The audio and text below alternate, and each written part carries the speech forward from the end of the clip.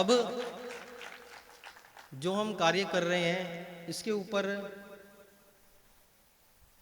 कुछ प्रश्न उठाए जाते हैं, उठने स्वाभाविक भी है। मेरे मन में भी ऐसे प्रश्न आते थे और विभिन्न सोशल मीडिया आदि के माध्यम से हमारे सामने प्रश्न बार बार आते रहते हैं।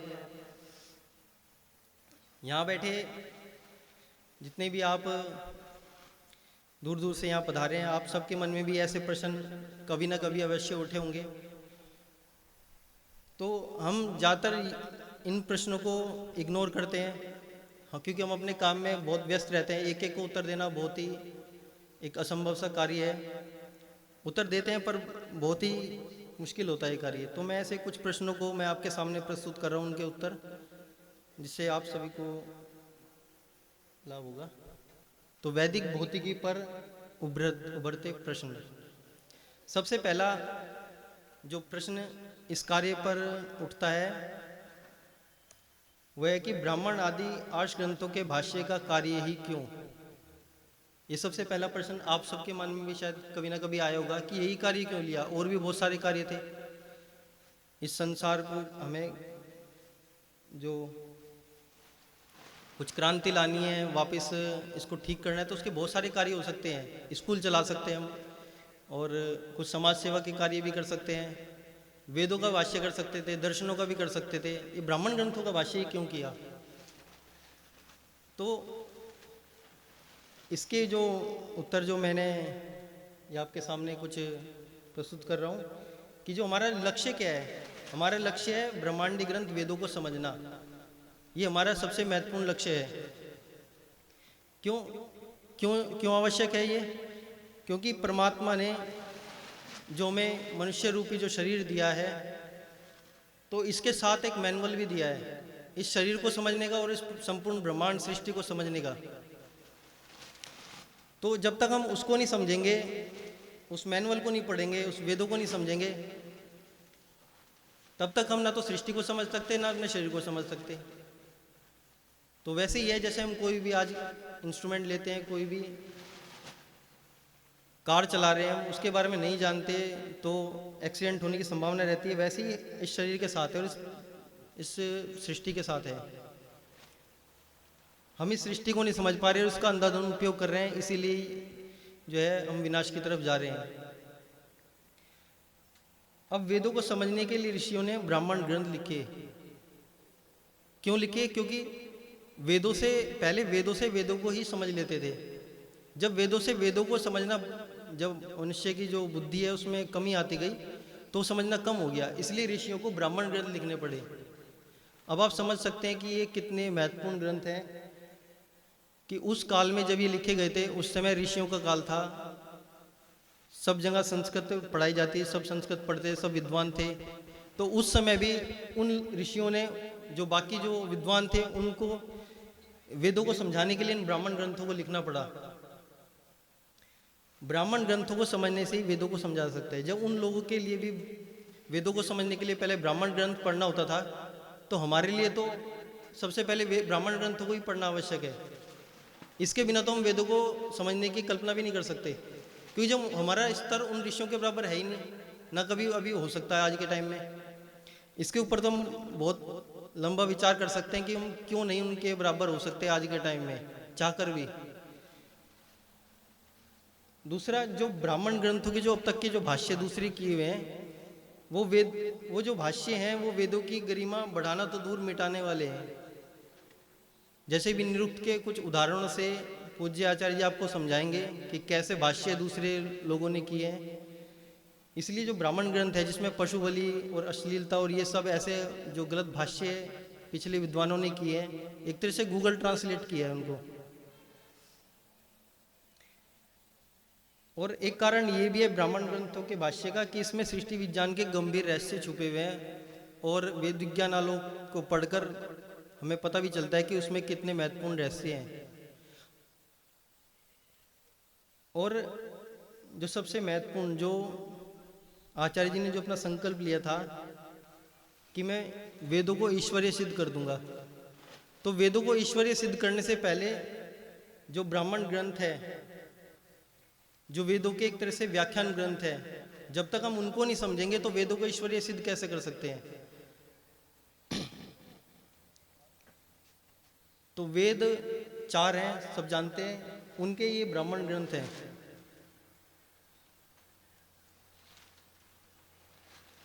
लगभग 13-14 ये भी उपलब्ध हैं, इनके बारे में सुना जाता है। और भी ब्राह्मण ग्रंथ होंगे, जहाँ तक मुझे लगता है जो लुप्त हो चुके हैं। अब अभी हमारे पास इतने बचे हैं, और इनमें से सिर्फ एक ब्राह्मण ग्रंथ का आचार्य जी ने भाष्य किया है। और इस ऐतरेय ब्राह्मण में लगभग ऋग्वेद के 1000 मंत्रों के बारे में बताया है कि ये ब्रह्मांड में कैसे कार्य करते हैं, इनकी क्या प्रॉपर्टी होती है। सिर्फ 1000 मंत्रों को ऋग्वेद के। तो इन सब ब्राह्मण ग्रंथों में कितना विज्ञान होगा ये कल्पना भी नहीं कर सकते हम। और इनके बाद वेदों में कितना विज्ञान होगा। अभी तो सिर्फ वेद के एक मंत्र को बता रहे कि सृष्टि में क्या करता है, उस वेद का मंत्र खुद क्या बता रहा है। तो इसीलिए कहते हैं वेदों को अनंता वै वेदा, वेदों में अनंत ज्ञान है। तो मुझे लगता है कि आप सबको समझ में आ गया कि ब्राह्मण ग्रंथ का ही भाष्य क्यों किया है। अगले प्रश्न पर चलते हैं। ये सबसे ज़्यादा हमारे सामने बार बार आता है कि वैदिक विज्ञान के आधार पर तकनीक क्यों नहीं बनी।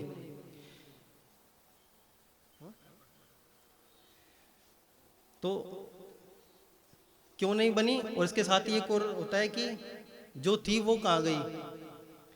तो इसका उत्तर है कि वैदिक विज्ञान जो लुप्त होने का सबसे बड़ा जो कारण है वो महाभारत का युद्ध रहा। उसमें तकनीकों का बहुत उपयोग हुआ और विनाश भी बहुत हुआ उसके कारण। और उसके बाद आर्यव्रत का सैकड़ों वर्षों तक गुलाम रहना।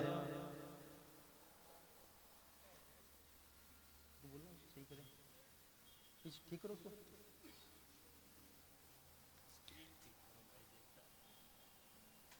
इसके बीच में महर्षि ज्ञान जी ने वापस हमें वैदिक विज्ञान की ओर संकेत दिए, वेदों की ओर लौटने का जो बताया। वो जीवित रहते तो फिर से उस तकनीक के ऊपर हम काम कर सकते थे, पर वे भी अल्प समय में चले गए। उसके भारत जो है बौद्धिक स्वतंत्र हुआ, तो उसके बाद बौद्धिक दासता से ग्रस्त हो गया, जिसके कारण वैदिक विज्ञान को प्रोत्साहन नहीं मिल पाया। तो ये तो था कि जो तकनीक थी वो कहाँ गई। जो हमारे ऋषियों के जो तकनीक के ग्रंथ थे उनको या तो नष्ट कर दिया गया, या वो लुप्त हो गए, या चोरी कर लिए गए। और एक बात कि अब हम जो है हमारी जो तकनीक है वो अभी तक क्यों नहीं बनी या कब बनेंगी। तो इसका उत्तर है कि सबसे पहले सिद्धांत बनता है। अभी अब हमारे पास वापस वो मूल ग्रंथ है। सृष्टि बने हुए कितना समय हो गया, 1 करोड़ से भी ज़्यादा समय। तो इतने समय में उन ऋषियों ने अनुसंधान कर करके महाभारत तक वो उस तकनीक को प्राप्त किया।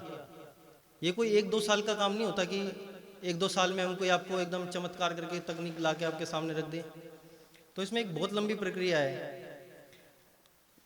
इन वेदों और ब्राह्मण ग्रंथों और जो दूसरे जो आर्ष ग्रंथ हैं उनके आधार पर हम यहाँ तक पहुँचे थे, और अब हमारे पास वापस वो मूल जो ग्रंथ है वो रह गए।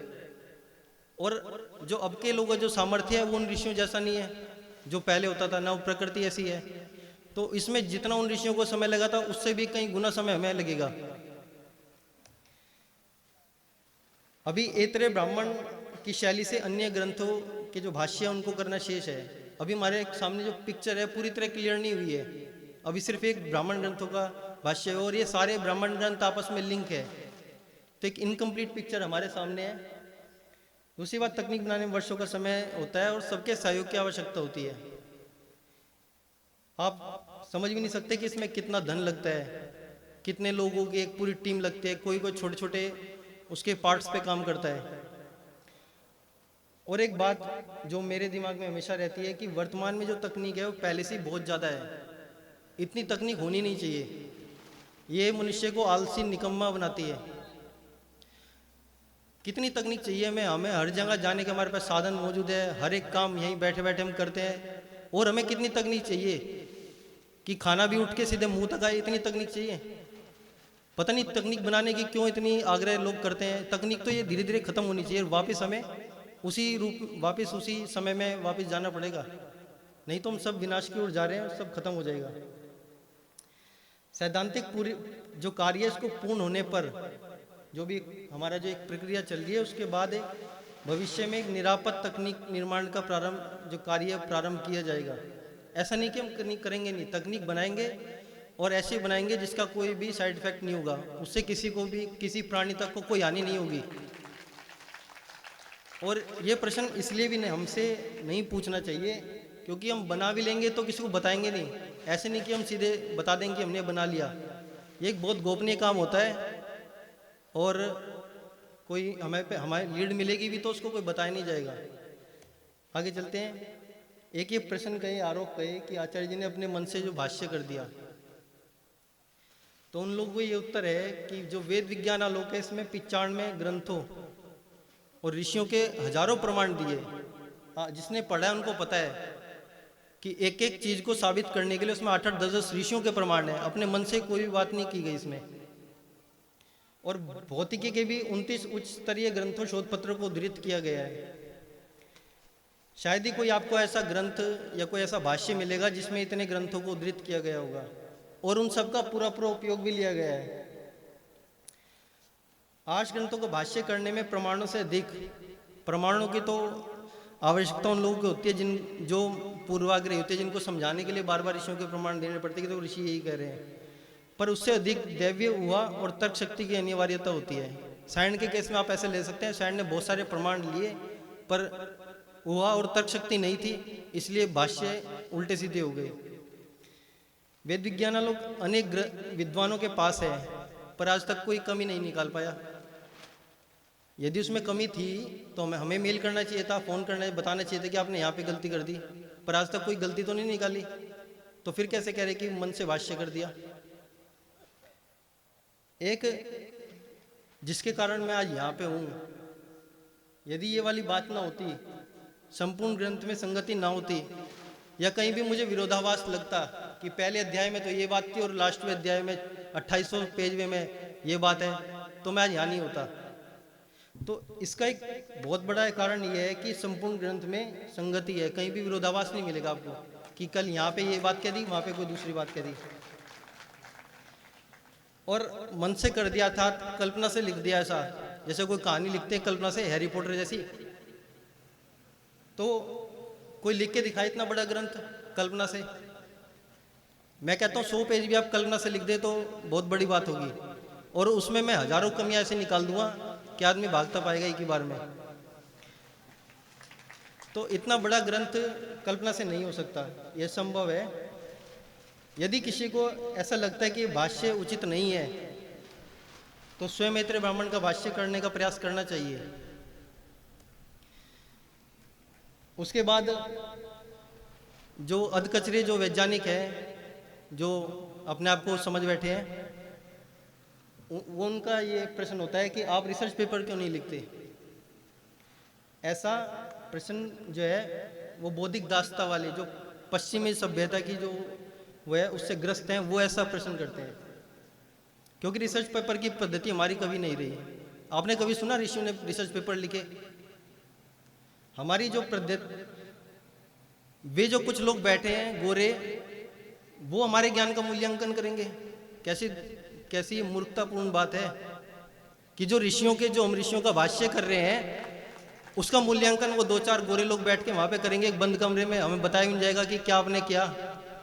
कोई उनके मन में प्रश्न होगा तो वो हमसे पूछ भी नहीं पाएंगे। और किसी को मूल्यांकन करने की कोई ज़्यादा ही आवश्यक, मतलब जिसको अंदर से कोई ज़्यादा ही वो लग रही है कि आ गया कि मूल्यांकन करना ही है मुझे, तो करे 2800 पेज का मूल्यांकन, लिख तो दिया।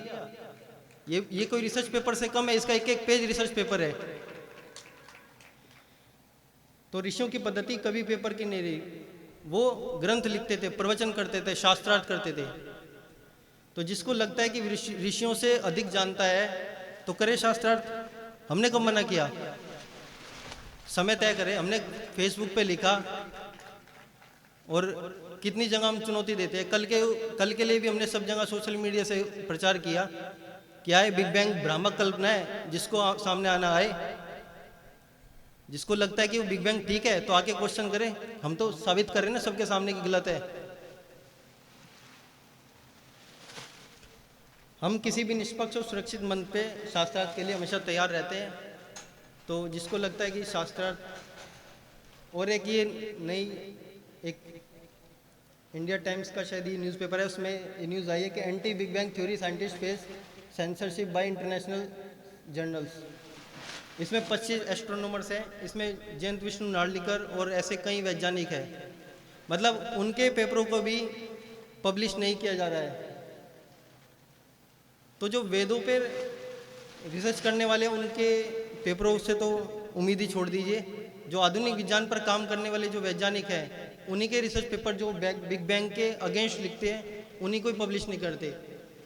तो ये कितना पक्षपातपूर्ण, ये वही असुर विद्या, असुर तरीके हैं ये सारे।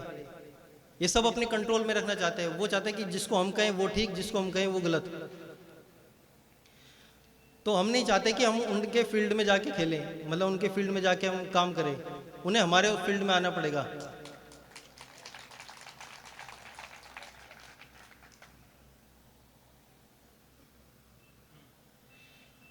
अगला प्रश्न यह आता है कि वैदिक विज्ञान में गणित क्यों नहीं है।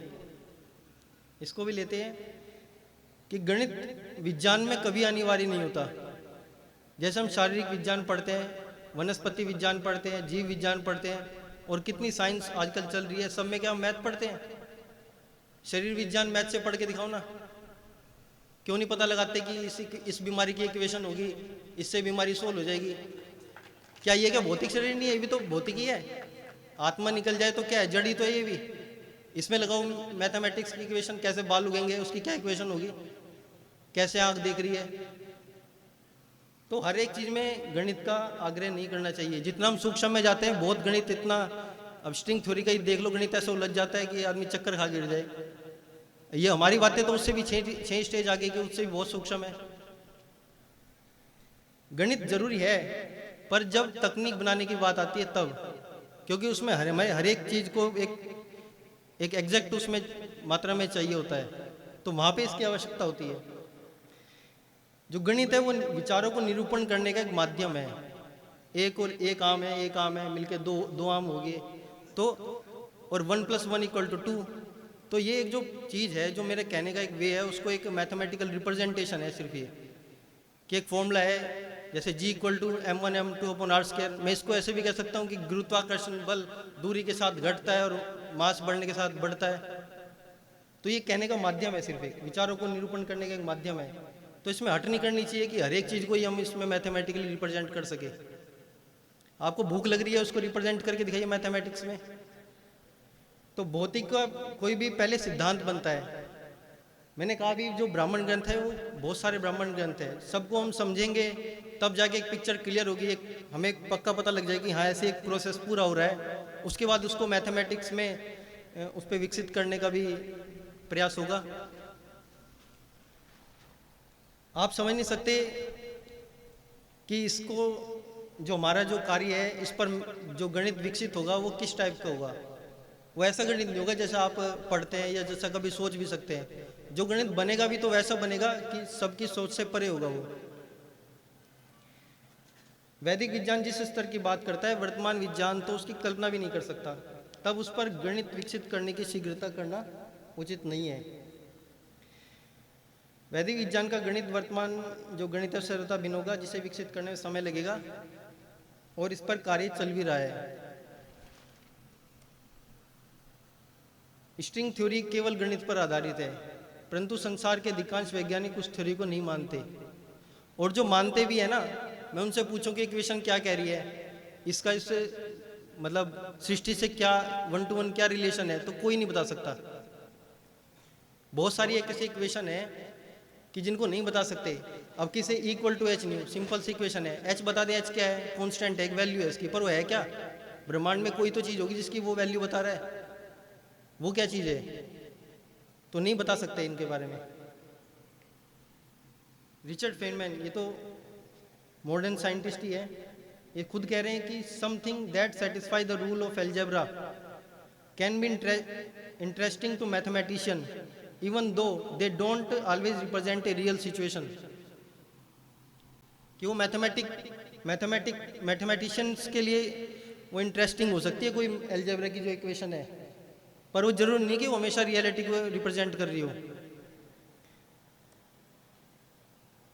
एक ये प्रश्न किया जाता है, ये ज़्यादातर वो करते हैं संस्कृत जो पढ़े लिखे लोग हैं व्याकरण में, वो कहते हैं कि ये कहाँ कहाँ गए, उनके लिए एक नई बात है ना।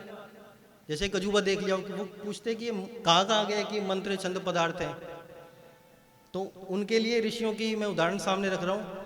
ये सब ऐसे ऐसे ऋषि हैं जिनके पैरों की भी धूल तक भी नहीं है। ये कौशिक की ब्राह्मण, तैतरेय, महर्षि तैतरेय, शतपथ ब्राह्मण या महर्षि आजवल, वेद व्यास जी। पहला जो है प्राण वही छंदांसी, जो प्राण है वो छंद है। इसको मैं सरलता से समझाने का प्रयास करूंगा कि जो प्राण है वो छंद है। दूसरा है कि प्राण रश्मि है, तो इसका मतलब जो छंद है वो रश्मि है। छंद किसे कहते हैं? वेद मंत्र को। फिर है अदुर्वम वही तद तद प्राण, अर्थात जो कभी स्थिर नहीं रहता वो प्राण है। अर्थात जो रश्मि है वो कभी स्थिर नहीं रहती। तो स्थिर कोई कौन नहीं रहता स्थिर? कोई मंत्र स्थिर नहीं रहता, कोई पदार्थ स्थिर नहीं रहता। यहाँ से भी संतुष्टि नहीं होती तो अगला प्राण है कंपनात्, प्राण कंपन करते हैं, छंद कंपन करते हैं। जो पीछे हैं उनसे संगति लगा सकते हैं कि जो प्राण है वो कंपन करता है, तो रश्मि है वो कंपन करती है, छंद है वो कंपन करते हैं। कंपन कौन करता है? कंपन पदार्थ करता है। छंदांसी वाक, छंदांसी वही वाक है, जो छंद है वही वाक है। छंदांसी छंदांसी छादनात्, जो छंद है वो आच्छादन करते हैं, कवर करते हैं। तो कवर कौन करेगा? पदार्थी तो कवर करेगा किसी चीज को। प्राण है वही, प्राण है एवं रज्जु, जो प्राण है वो रज्जु रस्सी की तरह है। तो रस्सी की तरह कौन होगा? पदार्थी होगा। बलकारी ऊजनम प्रकाश, महर्षि यजुर्वेद भाष्य। ये छंद के बारे में कहा गया है। जो छंद है वो बलकारी, बल देते हैं, ऊर्जा देते हैं, प्रकाश देते हैं। और रश्मि यमनाथ, जो रश्मि है वो नियमन करती है, नियंत्रित करती है। महर्षि पिंगल जो हरेक छंदों के रंग दिखा रहे हैं, रंग किसका होता है? पदार्थ का ही तो होगा। तो ये सब जो है ये पदार्थ है, ये छंद है, पदार्थ है। वैदिक रश्मि तेरी पूरी तरह से ऋषियों के जो मत है उस पर आधारित है, ये कोई कल्पना नहीं है। एक ये भ्रमित करने वाला जो प्रश्न है, जो अपने लोग अपने ही लोगों का जो अपने लिए गड्ढा खोदते हैं, वो इस तरह का प्रश्न करते हैं। ऐसी भ्रांति लोगों में फैलाते हैं कि सत्वरजतम जो है वो तो कण है, गुण नहीं है प्रकृति के। तो ये आप कैसे कह सकते हैं? तो यदि मान भी ले कि तीनों कण है, तो जैसा कि मैंने पिछले जो कार्यक्रम हुआ था उसमें आपको बताया था कि ये जो सब फंडामेंटल पार्टिकल्स हैं इन सब की अलग अलग प्रॉपर्टी है। तो ये प्रॉपर्टी अलग अलग क्यों होती है? इसके बारे में आधुनिक विज्ञान पूरी तरह से मौन है। उनसे क्वेश्चन पूछना ही बेकार है, वो कभी इसको समझा नहीं सकते कि इनकी प्रॉपर्टी अलग अलग क्यों है। पर इसको वैदिक रश्मि थ्योरी से समझाया जा सकता है, क्योंकि अलग अलग जो कण है वो अलग अलग रश्मियों के अलग अलग कम्बिनेशन से, अलग अलग परसेंटेज से मिलके बने होते हैं, इसलिए सबकी अलग अलग प्रॉपर्टी है। तो जो सत्वरजतम जिससे वो कह रहे हैं कि संपूर्ण ब्रह्मांड बना है, यदि ये कण है और तो कण है तो फिर इनके अंदर ये किस चीज़ से मिलके बनी? क्योंकि इनकी भी प्रॉपर्टी अलग अलग हुई। जब तीन कण हुए, तीनों की प्रॉपर्टी अलग अलग है, इसका मतलब ये भी फिर किसी और से मिलके बने हुए हैं। वो क्या चीज़ है फिर? तो ये प्रश्न जब तक चलता रहेगा जब तक आप एक पदार्थ नहीं मानेंगे। या आगे मैं कुछ उदाहरण दे रहा हूँ, और ऐसे ही कितने प्रमाण आर्ष ग्रंथों से दिए जा सकते हैं कि जो प्रकृति है उसको सब जगह त्रिगुणा का है। प्रकृति के साथ हमेशा गुण शब्द जुड़ा हुआ है। चाहे आप महाभारत देखे, सत्यार्थ प्रकाश देखे, सांख्य दर्शन देखे, या और भी कितने ग्रंथों के हम प्रमाण ला सकते हैं कि सब जगह इसको त्रिगुणा कहा गया है, कहीं भी त्रिकणा नहीं कहा गया। तो जो ऐसा प्रश्न करते हैं उनसे इस प्रमाण को मांगना चाहिए कि त्रिकणा कहाँ कहा गया है प्रकृति को। आगे चलते हैं कि एक है कि रश्मियों को डिटेक्ट कैसे कर सकते हैं, इनको ऑब्जर्व कैसे करें रश्मियों को। आप बातें तो कर रहे हैं पर इनको हम डिटेक्ट कैसे करें? तो वैदिक जो छंद रश्मि है, वैदिक छंद रश्मियों को वर्तमान की किसी भी तकनीक से खोज पाना संभव नहीं है, क्योंकि जैसे एक इंच का स्केल है, उससे 1 सेंटीमीटर नहीं नाप सकते हम।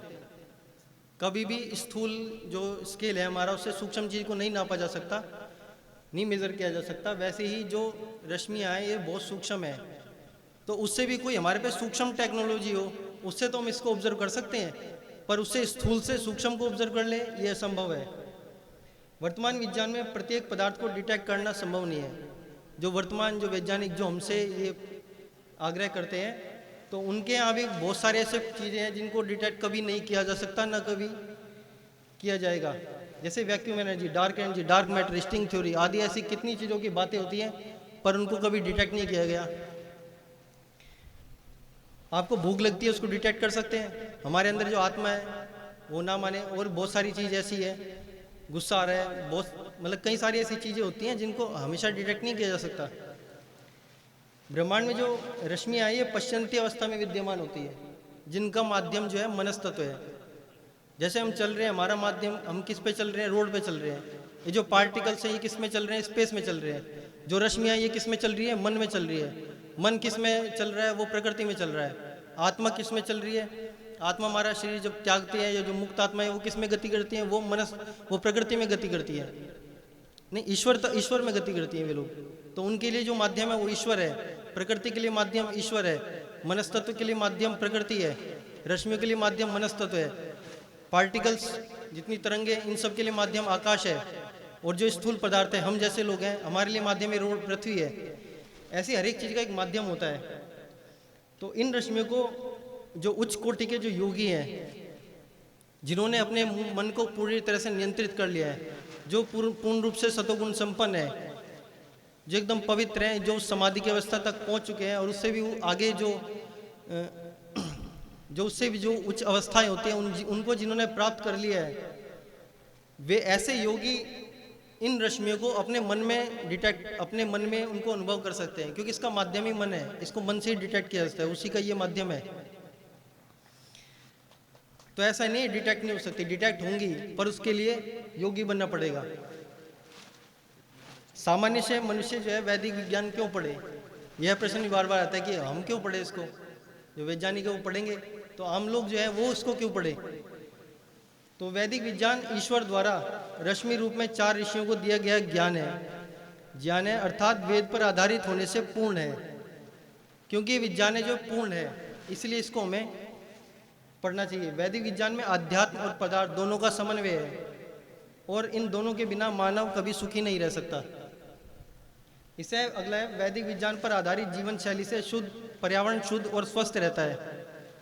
वैदिक विज्ञान से सृष्टि को वर्तमान विज्ञान से अधिक गहराई तक समझा जा सकता है, और सृष्टि को समझने से ही सुखपूर्वक इस सृष्टि में रह सकते हैं, और इसी से सृष्टा को भी समझकर मोक्ष को प्राप्त कर सकते हैं। इसलिए हर एक व्यक्ति को इनको समझना आवश्यक है। वर्तमान शैली से सृष्टि के जिन रहस्यों को अरबों खरबों डॉलर खर्च करके भी नहीं समझा जा रहा है, उन्हें हम वैदिक विज्ञान से सीमित संसाधनों से भी सरलता से समझ सकते हैं। इसके बाद इसके आधार पर जो भी तकनीक विकसित होगी वह पूर्ण तरह निरापद होगी। वैदिक विज्ञान को पढ़कर एक अलग ही आनंद का अनुभव होता है, जिसको शब्दों में व्यक्त नहीं किया जा सकता। और आनंद हर एक आत्मा चाहती है, हर एक आत्मा सुखी रहना चाहती है। तो जो लोग वैदिक विज्ञान को पढ़ रहे हैं वो इस बात को समझते हैं कि इसमें जो आनंद मिलता है वो इस संसार के किसी भी पदार्थ से, किसी भी सुख सुविधाओं से नहीं मिल सकता। राकेश जी जैसे यहाँ बैठे हैं, जो इसका निरंतर स्वाध्याय कर रहे हैं, उनको पता है। जैसे हम कोई मिठाई खाते हैं, पर वो मिठाई मुझे कैसी लगी ये मैं कैसे बताऊंगा। थोड़ा बहुत आपको बता दूंगा कि मीठी लगी, ऐसा बहुत अच्छा लगा, पर जो उसको खाता है वास्तव में वही जानता है कि इसमें कैसा अनुभव होता है इसको पढ़ने के बाद। अगला है कि वेद विज्ञानालोक अत्यंत कठिन है। यहाँ तक की बात समझने के बाद कहते हैं कि बात सब ठीक है, पर ये बहुत मुश्किल है, इसको कैसे समझे। तो इसी के लिए हमने YouTube पर जो हमारा चैनल है वैदिक फिजिक्स, उसके माध्यम से वेद विज्ञानालोक को पढ़ा रहे हैं। समय की कमी होने के बाद भी हम सप्ताह में एक दिन इसको शाम 4 बजे इसको पढ़ाया जाता है। जो समझना चाहते हैं वो देख सकते हैं। और कभी नहीं समय लिखे तो बाद में भी यूट्यूब पे चीज़ें हमेशा रहती हैं, कभी भी आप जब भी आपको समय मिले उस पर आप देख सकते हैं। वेद विज्ञान आलो कठिन लग रहा है तो उससे पहले आप परिचय वैदिक पढ़कर अपने जो बेसिक्स हैं उनको समझ सकते हैं। इसके साथ थोड़ा थोड़ा आधुनिक विज्ञान जो स्कूल लेवल की बुक्स हैं उनको थोड़ा थोड़ा पढ़ने का प्रयास कर सकते हैं, जिससे इन बातों को समझना थोड़ा सरल हो जाए। आपके मन में जो कोई शंकाएं उठती है उनको आप हमारी जो मेल आईडी है info@vedicphysics.org इस पर आप मेल भी कर सकते हैं। समय कम होता है पर तो भी जब भी हमें समय मिलेगा उसका उत्तर देने का प्रयास करेंगे। कभी भी आप हमें सूचित कर कर जो हमारा फ़ोन नंबर है उस पर सूचित करके ऑफिस का उस पर कभी भी हमारे संस्थान में आ सकते हैं। 2-4 दिन 5 दिन जितने भी आप रहना चाहे आप रह सकते हैं। आप सबका स्वागत है। लास्ट अंतिम जो प्रश्न है कि वेद विज्ञानालोक की शैली से अन्य ग्रंथों का भाष्य करने के लिए क्या करना होगा। बहुत से लोग कहते हैं, जो विद्यार्थी जो उत्साही हैं वो कहते हैं हमें भी ऐसे ही भाष्य करना है। तो ये कार्य बहुत ही कठिन है और उसके लिए इनका होना आवश्यक है। सबसे पहला एक लक्ष्य है। ऐसा नहीं कि आप बहुत सारे काम लेके बैठ जाएं और कहें कि मैं भाष्य करना चाहता हूं, तो ऐसा नहीं हो सकता। आपको सिर्फ एक ही दिमाग में फिर एक बात रहनी चाहिए दिन रात की हमें भाष्य ही करना है। उसके लिए पूरा समर्पण करना पड़ेगा। दूसरा, संस्कृत व्याकरण का ज्ञान। जो भी हमारे पास आते हैं हम सबसे पहले कहते हैं संस्कृत पढ़िए, गुरुकुलों में जाइए और संस्कृत पढ़िए और साथ में आधुनिक विज्ञान की जो मूलभूत सिद्धांत है उनको समझने की कोशिश कीजिए। और एक जो अंदर एक क्वालिटी हर किसी के अंदर होनी चाहिए वो है मूलभूत सिद्धांतों पर गहराई से सोचने की क्षमता। ये गॉड गिफ्टेड होते, ये लाई नहीं जा सकती। जैसे मैं अच्छी पेंटिंग जानता हूँ पर मैं उसको कोई पेंटिंग नहीं आती किसको, तो उसको कितना भी सिखाऊं जो जरूरी नहीं है वो सीखी जाए। बहुत सारी ऐसी चीज़ होती है, मैं किसी भी टेक्नोलॉजी का एकदम से कोई जुगाड़ कर लूँगा, कोई नई टेक्नोलॉजी बना दूंगा, पर मैं इस जो मेरे अंदर जो ईश्वर की जो देन है इसको मैं किसी दूसरे को ट्रांसफ़र नहीं कर सकता। हम कुछ चीज़ें सिखा सकते हैं पर कुछ चीज़ें ऐसी होती है जिसको नहीं सिखा सकता, वो हमें पूर्वजनों के आधार पर मिलती है। इसके बाद है यम नियमों का पालन, प्राणायाम, ध्यान, इनका अभ्यास अति आवश्यक है। भगवान मनुष्य की दृष्टि में अर्थ और काम में अनासक्ति का भाव, ये बहुत ज़रूरी है। और इसके बाद है पूर्ण निष्काम भावना से शास्त्रों का अध्ययन।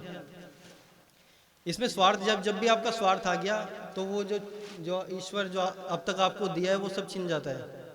उसके बाद आप वो जो उस गहराई में जा सकते थे वो नहीं जा पाओगे। तो इसमें स्वार्थ बिल्कुल भी नहीं आना चाहिए इसमें बीच में। उसके बाद है नियमित दिनचर्या और सात्विक भोजन। ये सात्विक भोजन वैसे सबसे पहली सीढ़ी है। आप सात्विक भोजन करना शुरू कर दो तो अपने आप आपके मन में सात्विक विचार आने शुरू हो जाएंगे और आप धीरे धीरे इन चीज़ों की तरफ आपकी रुचि बढ़ने लगेगी। और एकाग्रता भंग करने वाले साधनों से दूरी, ये आज के लिए बहुत ही ज़्यादा आवश्यक है कि मोबाइल आदि साधनों से दूर रहना पड़ेगा। तो आशा करता हूँ कि आप सबके बहुत सारे प्रश्नों के उत्तर मिल गए होंगे। यदि कोई रह गए हो तो आप बाद में उनके बारे में फिर कभी चर्चा करेंगे। धन्यवाद।